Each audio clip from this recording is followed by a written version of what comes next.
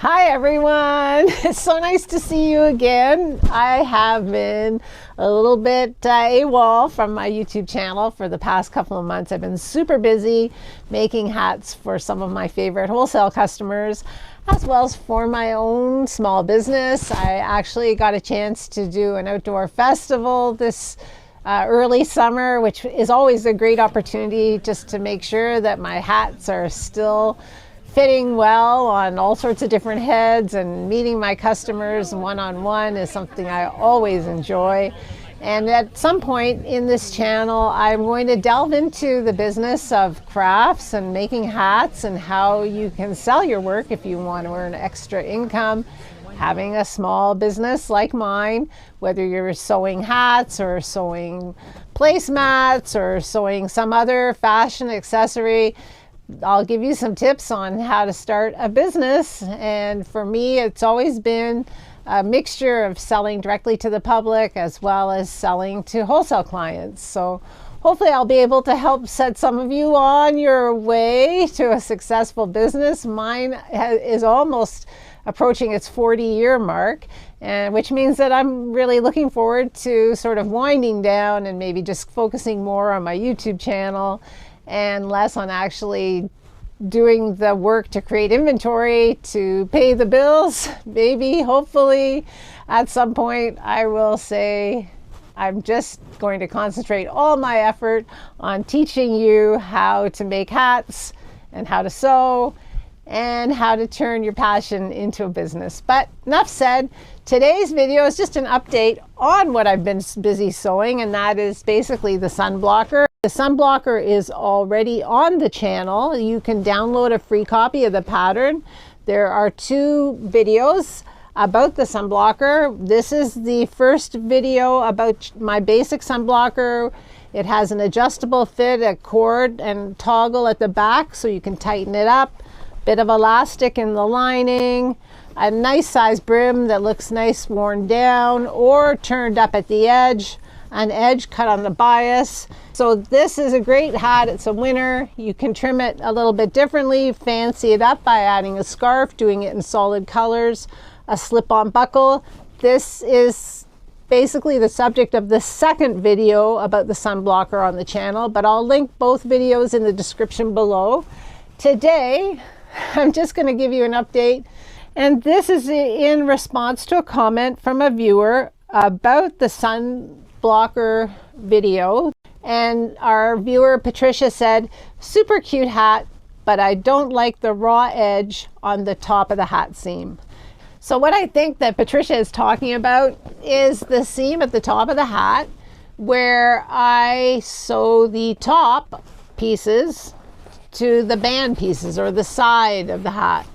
And so what you're left with is a thick seam that runs all the way around the top of the hat. And I put it there on purpose because this part of your hat doesn't really touch your head. So there's never a question of it adding any discomfort at all to how the hat fits, or whether you feel like you can keep it on, you know, oh my God, the hat's too tight or too loose. All the reasons that people don't like hats, we try to eliminate the feeling of a bulky seam right around the whole part of the hat that actually does touch your head, which is where the band and the brim meet. And a lot of hat companies will sew these 2 pieces together there and then cover up that seam with a sweatband or like a piece of grosgrain ribbon. And you know, you've got this bulk there of all these seams sort of tipping upwards into the hat, and sometimes that can feel quite uncomfortable. So just to eliminate that, to put that awkward finishing point, the part that joins that last major piece to the rest of the hat, in a place where you don't feel it at all. So it can look unattractive. If I just left my seam like this, then somebody looking inside the hat would say, oh, well, I don't like that. All these little threads are sticking out. So normally I would clean that up with a serger. And then, you know, once I turn the hat right side out, now this is a rain hat, so it's a little crunchy here, but, you know, you can see that I've taken time and care to make sure that the seam is the same depth all the way around. And the hat looks fine, but from the inside, maybe not so much. Thank you, Patricia, for your comment, because I'm going to show you how I actually do finish the hats. And you can see that I have sewn that seam flat on the inside to the top of the band facing down, which just, the overall effect is that it just helps smooth out that joining point, gives me a more rounded top. So I'm going to show you just this final step here because that wasn't in the original Sunblocker videos. So to give our hat a really nice professional look and clean up the inside, folks, let me introduce you to my two friends, the foot with the edge guide and the compensating foot. So our perfect finishing touch, our perfect finishing seam starts with one of these feet. You can use one that has what's known as an edge guide. And this is the version that I have for my portable or domestic home sewing machine. And it's got a descending side that you can rest the edge of your work up against, and you get a consistent and even line of stitching as long as you keep your fabric edge or your ditch of your seam. You keep this in place where you want it to be to keep that seam perfectly straight and consistent. And so this one is known as a compensating foot, and it has one side that is deeper than the other, and it's really very much designed to work with uneven layers of fabric. So on one side of my seam, I will have a few more layers of fabric than I will on the other, and that's why this helps me guide that perfect finishing stitch from the outside of my hat too. And I can do that because the width of my seam is going to be narrower than the width of my finished hat seam inside. The one that's 3/8 of an inch, this is 1/4 inch, so I've got a little bit of room to spare, but my needle is going to get into all the layers of the seam and hold it flat against the top of the band, just like I want it to. You can feel there's a ridge there, which just helps this foot glide along and nicely put that seam just right there where it's meant to be. A very professional and consistent finish all the way around the top of the hat. Really nice on the outside.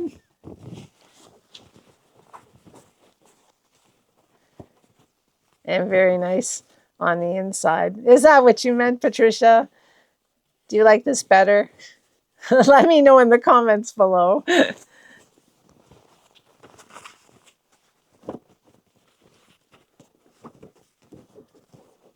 All right, so I'm going to show you how to do that.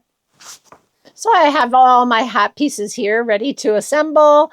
I am not going to go over that in this video because the video number 1 for the Sunblocker, which again I'll link in the description below, has very thorough step-by-step instructions on how to make this hat. Now, once you've sewn your top on, leave the edge like this and do that next step I'm going to do, and that will really help prevent that from looking too tatty, but it does look a little messy. And if you're going to sell hats, I would really recommend that you at least invest in a pair of pinking shears. These ones were really good value. I got these on Amazon, so I'll put the link below. They're Singer, and you can just clean up that edge by just doing some trimming so that you will prevent fraying.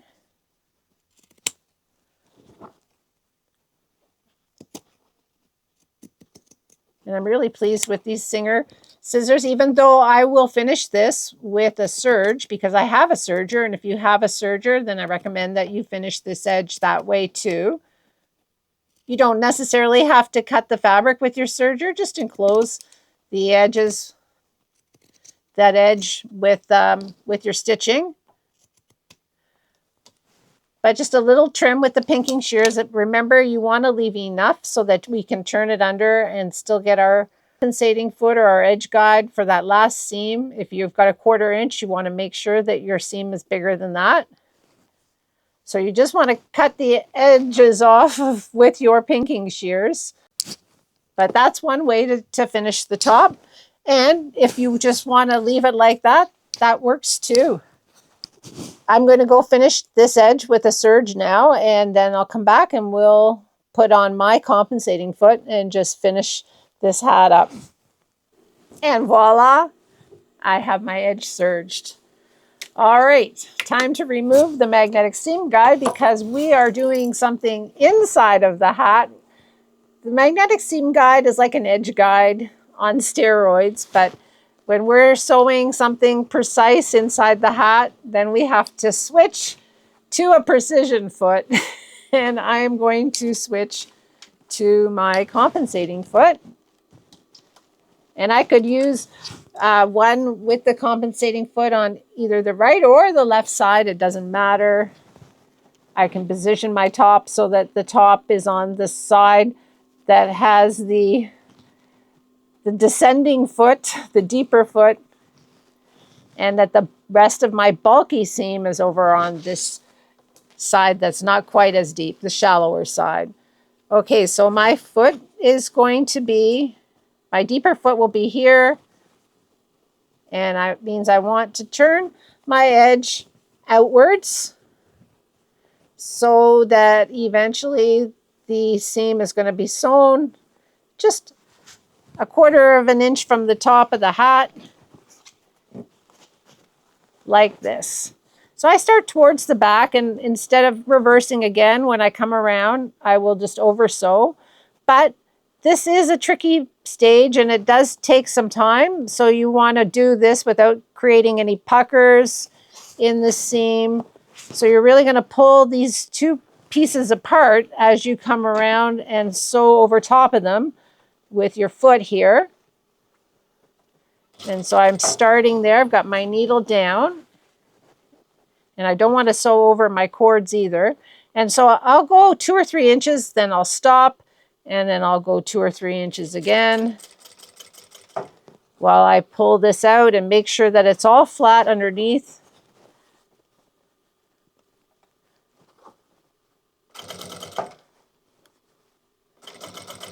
And hopefully you can see that. I'll just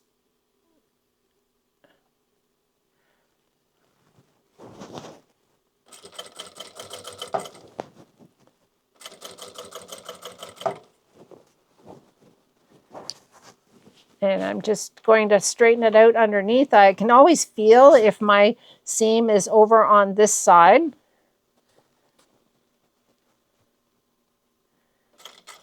What you want is that bulky seam to be facing towards the bottom of the band.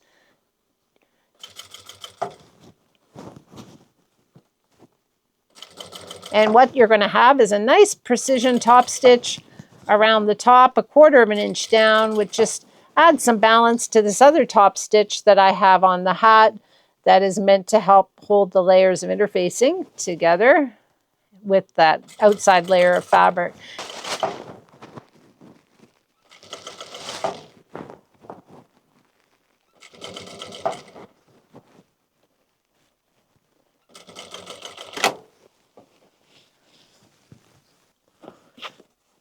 And we will check our work.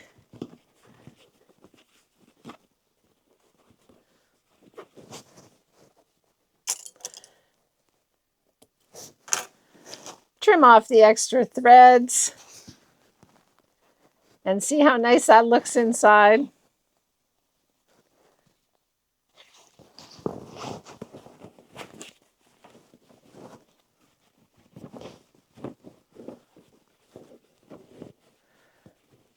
Our top seam is sewn flat and sort of gives the top a more rounded shape actually.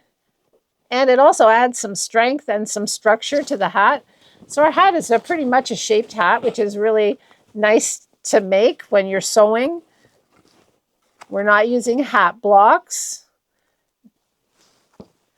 We are using our cutting skills and our sewing skills and our magnetic seam guide. and our compensating foot or an edge guide foot to help us create a really stable, structured hat that's comfortable to wear and very flexible because you can make it out of all sorts of fabrics.